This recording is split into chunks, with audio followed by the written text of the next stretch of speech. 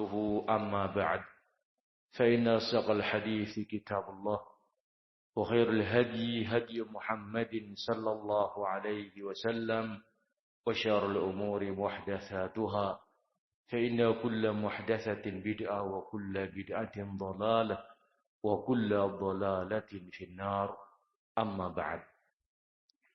Hadirin kaum muslimin rahimani wa rahimakumullahu jami'an. Bagaimana kabarnya, Pak? Sami sehat ya? Alhamdulillah. Alhamdulillah. Alhamdulillah kita ucapkan kepada Allah Azza wa Jalla yang memberikan kepada kita kenikmatan kesehatan. Mudah-mudahan kita bisa menjadi hambanya yang bersyukur terhadap nikmat kesehatan. Bagaimana caranya bersyukur kepada Allah Subhanahu wa taala ketika kita mendapatkan nikmat-nikmat di antaranya kesehatan, badan yang kuat. Bagaimana caranya? Caranya adalah digunakan tubuh yang sehat ini untuk beribadah kepada Allah Subhanahu wa taala.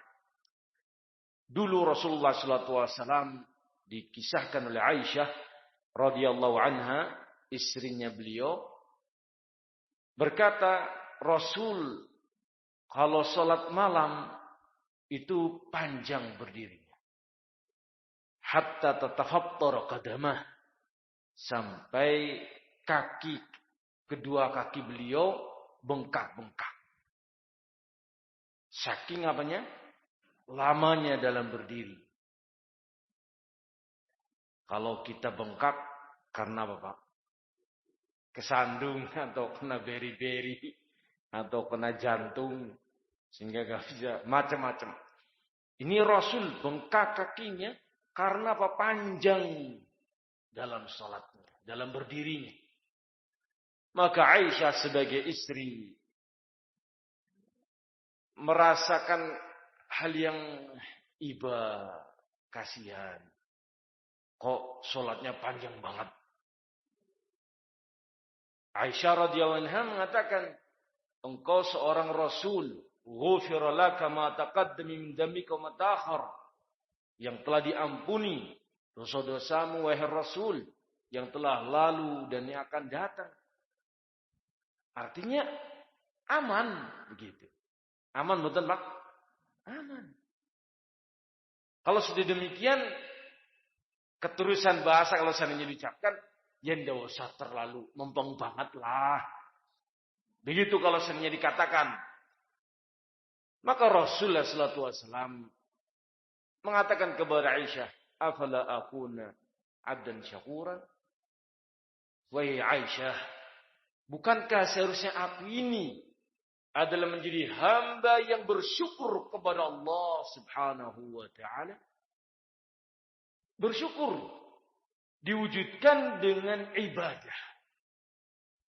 Ibadah yang kita lakukan dalam rangka syukur kita kepada Allah Azza wa Jalla atas nikmat-nikmatnya. Di antaranya nikmat sehat. Sehat-sehat. Walhamdulillah sudah boleh ke masjid. Ya mangkat masjid, Pak. Aja kemudian malas maning lajan. Kondadak entuk maning. Bok dundur di situ baik. Level 5 malah. Pedes banget, Pak, level 5. Hadirin yang kemuliaan, ketika kita dikasih oleh Allah kesempatan untuk bisa melakukan sebuah ibadah, maka manfaatkan segera hal itu. Sebelum datang masa kesempitan.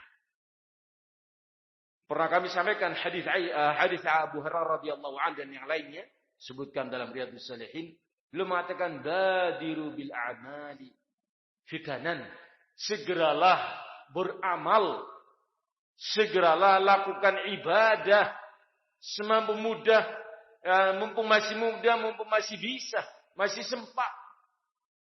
Jangan ditunda, karena ke depan itu bukan berarti semakin mudah. Ke depan itu semakin susah. Nabi menggambarkan dengan kalimat fitanan. Kakita'il mudlima. Rintangan dan halangan itu akan datang sebagaimana datangnya malam. Malam itu terpotong-potong dari siang agak sedikit redup, matahari tergelincir ke barat, kemudian sore menjelang maghrib sudah hitam, tapi belum gelap. Ba'da Isya gelap, pekat, terus berlanjut. Begitulah yang namanya penghalang. Bukan kesananya malah justru lebih mudah. Sehingga alhamdulillah aktivitas kita yang sebelum pandemi 1 tahun lebih ya Pak ya. Ta'lim, kemudian aktivitas kita melakukan salat berjamaah selama ini. Itu mudah-mudahan dengan itu tercatat amalan itu terus menerus walaupun kita tidak bisa melakukannya. Walaupun kita tidak bisa mengamalkannya karena kendala wabah yang satu ini. Coba kalau 1 tahun, 1,5 tahun mungkin bagi kita. 1,5 tahun kurang lebih. Ta'lim terus menerus tiap, Masya Allah seminggu 2 kali. Sudah berapa kali Pak? Sudah berapa kali pahala yang kita raih dengan kita mengamalkan ta'lim sekian kali itu. Tetapi alhamdulillah mudah-mudahan karena itu adalah sebuah amalan, aktivitas, rutinitas. Walaupun kita tidak melakukannya dikarenakan ada faktor yang berkaitan dengan kesehatan, maka mudah-mudahan amalan itu tetap tercatat sebagai amal saleh bagi kita. Amin ya rabbal alamin. Masya Allah. Maka hadirin yang kemuliaan, ibadah itu dilakukan oleh kita adalah sebagai dalam rangka bersyukur, berterima kasih kepada Allah Azza wa Jalla, Zat yang menciptakan kita, yang memberikan segalanya kepada kita, yang memberikan kesehatan, badan yang sehat. Mari kita gunakan untuk ibadah. Hadirin kaum muslimin rahimani wa rahimakumullahu jami'an. Kita akan bacakan dalam ta'lim kita di masjid ini. Mudah-mudahan Allah berikan kelancaran ya, ke depannya. Kemarin sekali langsung pet panggil gelap lagi. Allah takdirkan memang wabah. Mudah-mudahan dengan ini akan kami bacakan kitab yang ringan, gampang dan mudah disampaikan, mudah difahami dan langsung amaliyah. Kitab yang tidak asing di telinga kita, kitab Riyadhus Shalihin. Babnya langsung kita ambil Kitabul Adab. Bab tentang adab. Hadirin yang kemuliaan, mengapa kita langsung mengambil Kitabul Adab? Kitab ini, buku ini 1896 hadis. 1896 hadis Nabi. Pun pinten vaksin dibaca. Dari sekian banyak, berapa yang dihafal? Wah, ampun takkan hafalan lah.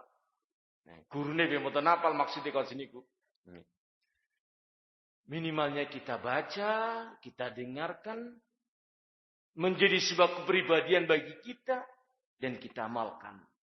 Lebih lagi, bab yang akan kita baca ini adalah bab yang berkaitan dengan adab keseharian.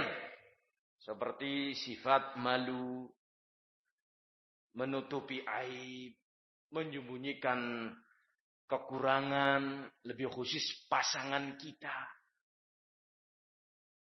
Ini ilmu praktek. Kadangkala suami, laki-laki perempuan menikah, kemudian dengan menikah itu akhirnya sama-sama mengerti. Paham Pak? Sama-sama mengerti. Mengerti apanya? Mengerti kekurangannya, mengerti ke ini dan itu. Ujar uluh. Kayak ratu ning. Waduh. Begitu pasangannya. Yang perempuan juga. Ujarku kayak gadut kaca. Waktu lagi arep bojo bahasa sikiwis. Aduh. Nah, masing-masing mengerti aib. Masing-masing mengerti kekurangan. Yang kadangkala itu terdorong untuk bercerita kepada orang lain. Kekecewaan itu kadangkala mendorong untuk bercerita kepada orang lain. Yang laki-laki suami cerita tentang kejelekan istrinya. Kekecewaan yang dia dapati. Sang istri juga seperti itu. Berbicara tentang kejelekan sang suami. Ternyata. Ini haram, dosa besar. Dan itu, bab-bab itu yang akan kita baca. Bab tentang kewajiban memenuhi janji. Bab tentang diperintahkannya kita untuk menjaga aktivitas kebaikan yang sudah kita lakukan. Kalau itu wajib, ya tentunya karena wajib. Salat berjamaah, kebaikan. Rutinkan itu karena memang itu wajib. Ba'diyah, qobliyah dan ba'diyah yang bukan wajib, tetapi salat sunnah, seafdal salat sunnah ba'da salatul faraid, salat rawatib. Yang menyertai salat fardu. Qobliyah subuh 2 rakaat. Qobliyah zuhur 2 rakaat. Ba'diyah zuhur 2 rakaat. Satu hadis mengatakan Qobliyah zuhur 4 rakaat. 2 salam, 2 salam. Ba'diyah maghrib 2 rakaat. Ba'diyah isya 2 rakaat. Itu bukan wajib. Tapi kita lakukan itu. Dan kita rutinkan itu. Kita jaga keberlangsungannya. Itu terdapat dalil tentang hal itu, Pak. Anjuran dari Nabi alaihissalatu wassalam, ketika kita melakukan sebuah kebaikan, hendaknya kebaikan itu dirutinkan, dilanjutkan. Ya, Masya Allah, ini bab yang membuat kita semangat untuk terus beribadah. Jangan disepelekan kebaikan, walaupun itu mungkin hal yang kalau dirupiahkan lah kecil. Orang menganggap sepele. Tapi itu jangan diremehkan. Karena itu adalah kebaikan ibadah. Yang bisa mendatangkan ridha Allah. Dan cinta Allah subhanahu wa ta'ala. Rasul menyatakan dalam hadis yang sahih. Akan kita bacakan insyaAllah. La tahkiran minal ma'rufi syai'an. Jangan sekali-kali engkau merendahkan amalan kebaikan apapun itu bentuknya. Sampai-sampai Nabi menyebutkan contoh. Walau antalqaha qabiwajhin taliq. Walaupun engkau hanya sekedar, kalau bahasa kitanya, hanya sekedar bermuka berseri-seri tatkala ketemu saudaramu sesama muslim. Bermuka berseri-seri, wajah yang terbuka, wajah yang enak. Ini memberikan kegembiraan kepada orang yang kita temui. Itu kebaikan. Nabi mengatakan jangan diremehkan itu. Kalau dalam bab sedekah, sedekah itu ada yang jutaan, ada yang ratusan ribu maksudnya. Ada yang puluhan ribu. Ada yang ribuan. Maksud ribuan Pak, 1.000 lah. Itu ribuan. 500 gangsal mawon. Nah, hadirin yang dimuliakan, Nabi saking memberikan kepada kita untuk jangan meremehkan kebaikan apapun. Belum mengingatkan, ya nisa'al muslimin. La tuhkiranna jaratun li jaratiha walau firshina satin. Wahai para wanita-wanita kaum muslimin, janganlah engkau sepelekan pemberianmu kepada tetanggamu. Sedekah, berbagi kepada tetangga. Sampai pun kata Nabi, itu adalah sebuah gulai firshna satin, tetapi isinya teracap kuku kambing. Syat itu kambing, firshna Teracak kepang iki teracak niku. Nggih. Pucuk sikil. Nek dengklik lho niku dengklik ngerti Pak? Dengkil apa dengklik nggih? Dengkil nggih dengkil. Dengklik ini sanes nggih. Dengklik niku sing nggo jagung. Hadirin yang semoga Nabi sampai memberikan contoh seperti itu. Maknanya bukan berarti ya nak kayak gue tah gampang kok. Kolep nasi gelu wedhus kukune tok wae. Nggih mboten kados niku maksudipun Pak. Artosipun bahwasanya kebaikan itu walaupun hanya engkau memberikan pisang goreng atau engkau memberikan Masya Allah. Tentunya kalau lebih dari itu, ya lebih lagi. Karena al-jaza min jinsil amal. Yang namanya balasan dari Allah, itu setara, seimbang dengan amal perbuatannya. Ketika amal perbuatannya baik dan banyak, Masya Allah, pahalanya pun akan banyak. Hadirin yang menekan bab-bab yang seperti itu. Bab yang berikutnya, bab istihbab tibul kalam. Bab tentang kita sebagai muslim disuruh untuk memilih kosakata yang baik. Ketika kita sedang bergaul dalam kehidupan sehari-hari, berteman, berkawan, bertetangga, apalagi satu masjid berjamaah seperti ini. Setiap kita menegakkan sunnah Nabi dalam bab mencari kosakata yang tepat, yang baik. Masing-masing kita seperti itu. Mau ngomong pikir dulu. Apa yang tertepat, yang bagus. Mungkin yang santun. Kalau santun itu bisa dilakukan dengan bahasa Indonesia. Sakit betul Pak kali bahasa Indonesia? Sakit. Bisa. Anda asor, tata krama. Masya Allah. Pilih bahasa. Insya Allah kehidupan dalam satu masjid ini akan baik. Saling ngajeni. Memilih kosakata. Itu dalam rangka apa? Ngajeni. Ngertos ngajeni Pak? Ngajeni. Ngajeni orang yang kita ajak bicara. Dan begitu kita berbicara dengan kata yang bagus. Tertata rapi. Santun, orang pun akan segan dengan kita. Ngajeni juga. Ngajeni ini kok nek bahasa Indonesia napa nggih? Menghormati. Menghargai.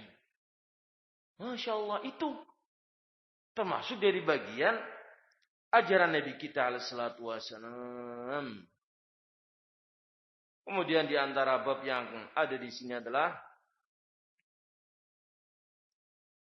bab tentang menasihati, menegur. Kita dalam kehidupan butuh dinasihati atau tidak Pak? Butuh. Berarti ada pihak yang menasihati, ada pihak yang dinasihati. Kadangkala kita sebagai pihak yang menasihati. Kadangkala kita sebagai pihak yang ternasihati. Seringnya apa Pak? Seringnya pun nek sebagai pihak sing menasihati, sregep. Nek kon dados pihak yang ternasihati, boten gelem Pak. Paham kalimat ini Pak? Kalau disuruh menasihati, seneng. Kamu begini, begini. Satu hari, dia sebagai pihak yang harus dinasihati. Karena memang ada hal-hal yang kurang tepat. Dalam posisi sebagai yang pihak ternasihati ini, dia tidak siap menerima nasihat. Akhirnya kesuh. Tidak mau ternasihati. Tidak siap sebagai pihak yang ternasihati. Kadangkala kata sendiri mboten Pak nggih. kadangkala ini sering itu bab ada dalam kitab ini. Bab ini yang hari-hari kita dapati. Tentunya walhamdulillah sudah kita antum hadirin banyak asatidah yang mengajar di sini. Tentunya ini sudah bukan hal yang asing di telinga kita, cuman kita akan membacakan hadis-hadisnya sehingga kita dalam beramal mengerti ilmunya. Oh, itu bimbingan Nabi. Ternyata ngomong itu dipikir. Tidak semaunya dalam berbicara. Kalau semua orang semaunya dalam berbicara, akan rusak tatanan kehidupan. Ini betul, Pak? Oh, ternyata Islam mengajarkan sopan santun. Iya, Islam mengajarkan sopan santun sedetail mungkin. Sampai-sampai tadi yang saya sebutkan contohnya adalah menutup kekurangan pasangan kita masing-masing. Yang kadangkala itu malah menjadi bahan untuk dibicarakan. Ngrumpi, nek bahasa Jawa ini napa nggih? Ngerasani. Ngrumpi. Kadangkala malah justru pasangan yang menjadi bahan untuk dicemooh. Satu mengatakan, gimana ya Bu ya? Suami saya kok begini. Minta solusi untuk diberikan arahan kepada ibu yang lebih senior, yang lebih tua. Bukan mendapatkan bimbingan dan arahan. Bahkan sang ibu yang lebih senior ini mengatakan, lah bojomu yurung apa-apa. Ketimbang bojoku. Loh ini malah rebutan elek-elekan bojo. Yang dapat trofi siapa? La haula wala quwwata illa billah. Hadirin yang kemuliaan, ini bab ini yang akan kita baca. Setuju insyaallah Pak? Cocok nggih? Yang sing ringan-ringan mon Pak. Niki dalam Pak? Agak tua. Nggih. Hadirin yang kemuliaan, kita lagi dalam keadaan pandemi, sehingga kalau materinya berat-berat, mau ora kuat Pak, mumet. Ini.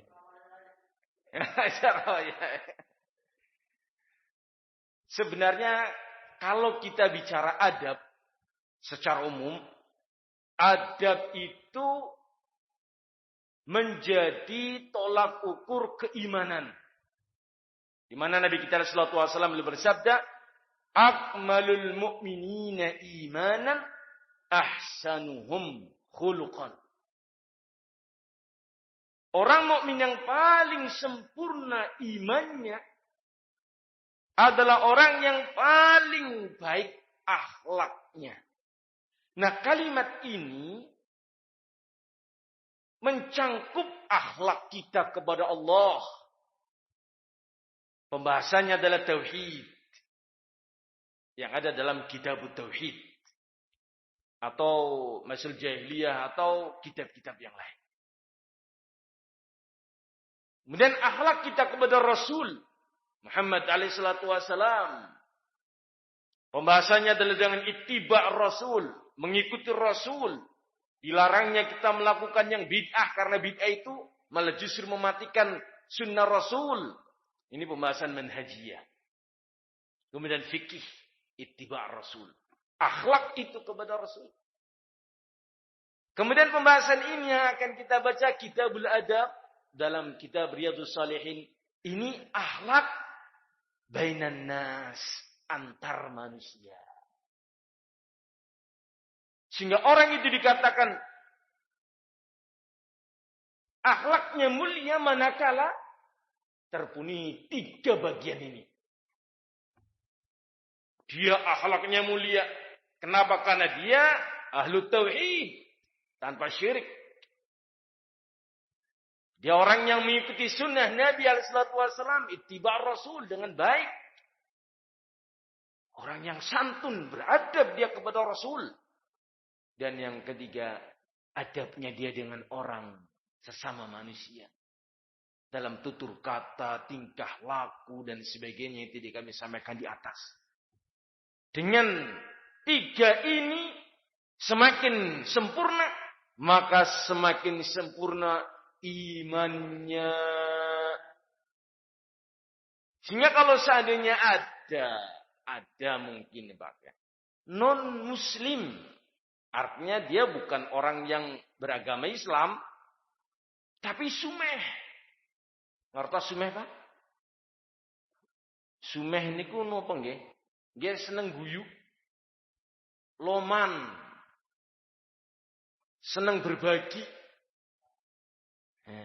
Napa? Nggih. Nah. Apakah disebut dia berakhlakul karimah? Jawabannya la, tidak. Dia memang antar manusia ya punya adab. Ngajeni orang. Dia punya adab. Menata bahasa. Ora beluak. Tidak kotor bahasanya. Tetapi dia orang yang tidak beradab kepada sang penciptanya. Yang seharusnya dia lebih harus beradab kepada orang saja. Dia memilih kosakata yang tepat dalam rangka menghormati orang-orang yang dia muliakan.